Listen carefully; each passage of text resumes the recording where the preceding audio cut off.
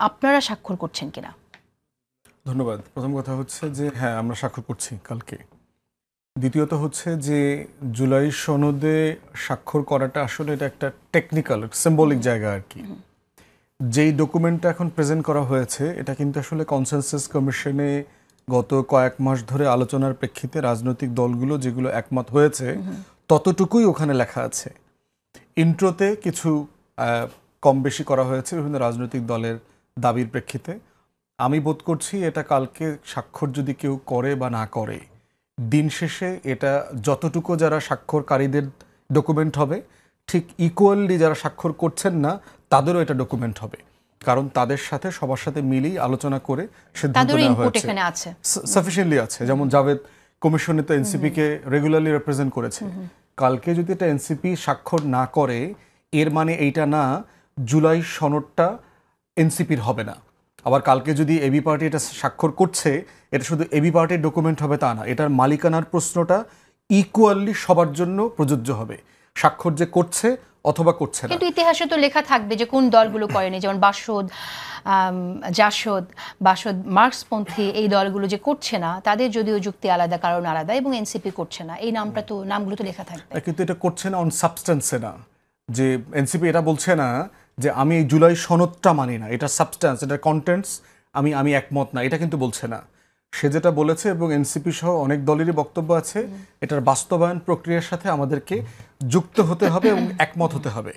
এখন আমি টেকনিক্যালি মনে করছি রাজনৈতিকভাবে কি লাভ হবে এনসিপির এই স্বাক্ষর না করে? এখন তো যদি আইনি ভিত্তির প্রশ্নে যেমনটা দাঁড়ালো যে আপনারা সবাই তো একমত হলেন যে ঠিক আছে এটা স্বাক্ষর করে তারপর আমরা গণভোটে যাই, তো সেই জায়গা থেকে এনসিপি যদি এটা সিগনেচার না করে, এনসিপির রাজনৈতিক বেনিফিটটা কি?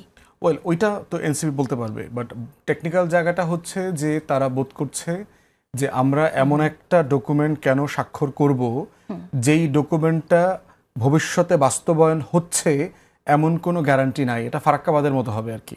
আওয়ামী লীগের আমলে তাহলে গণভোটে যাচ্ছে কেন আসলে জুলাই সনদ নিয়ে? গণভোটে যাচ্ছে হচ্ছে কারণ এটা একটা প্রসেস এগ্রিমেন্ট হয়েছে যে আমরা কোন প্রসেসের মধ্য দিয়ে এটা জনগণের কাছ থেকে মতামত নিব, এটাকে আমি এনফোর্স কোন প্রসেসে করব। তার ভিতরে সবচেয়ে সহজ প্রসেসের সাথে বিএনপি একমত হয় নাই, সবচেয়ে কঠিন একটা প্রসেসের সাথে বিএনপি একমত হয়েছে, এবং এই গণভোটের নিটিগ্রিটিতেও প্রচুর ঝামেলা আছে।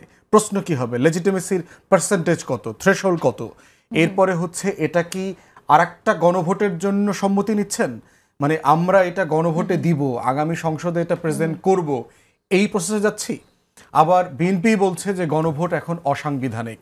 এখন এই মুহূর্তে আমাদের সংবিধানে যেহেতু বিএনপি ৭২-এর সাংবিধানিক আওয়ামী যে কাঠামো, সেই কাঠামোতে থেকে এই সরকারের লেজিটিমেসি দেখছে ১০৬-এর ভিতর থেকে, সেই কাঠামোতে গণভোট নাই। তো গণভোট হচ্ছে যে কোর্টের ডিসিশন আসছে। বাংলাদেশের জুরিসপ্রুডেন্স হচ্ছে পৃথিবীর অনেক দেশে আছে, কোর্টের ডিসিশনের সাথে সাথে ওইটা এনফোর্স হয়ে যায়। বাংলাদেশে কোর্ট একটা জিনিসকে ভ্যালিড করুক বা না করুক, এই প্রসেসটাকে আবার র্যাটিফাই করতে হয় সংসদের প্রসেসের মধ্য দিয়ে। তো আমাদের 16 অ্যামেন্ডমেন্টের রায়ের মধ্য দিয়ে আগেরটা রিইনস্টেট হয়েছে, কিন্তু এটা সংবিধানের অংশ হয় নাই যতক্ষণ পর্যন্ত এটা কনস্টিটিউশন র্যাটিফাই করবে পার্লামেন্ট প্রসেসের মধ্য দিয়ে। অতএব এই জুরিসপ্রুডেন্সের জায়গা থেকে বিএনপির সাথে এনসিপি এবং অনেক দলই একমত না। তারা বোধ করছে যে একটা সিরিয়াস ডিসাইসিভ প্রসেসের মধ্য দিয়ে এটার বাস্তবায়নটা ইনশিওর করা দরকার। না, কিন্তু গণভোটের এই দাবি তো এনসিপিরই ছিল এবং সেটা বিএনপি শেষ পর্যন্ত মেনেছে। মানে সবারই অনেকগুলো অপশনের দাবি ছিল, বাস্তবায়ন প্রসেসটা কি হবে। এনসিপি সহ অধিকাংশ দলই বলেছে গণপরিষদ করা দরকার, গণপরিষদের মধ্য দিয়ে যেই কনস্টিটিউয়েন্ট অ্যাসেম্বলির যে জুরিসডিকশন, সেটার মধ্য দিয়ে এই সনদটাকে একটা সাংবিধানিক মর্যাদাতে নিয়ে আসা, এটা এনসিপির অরিজিনাল প্রপোজিশন ছিল।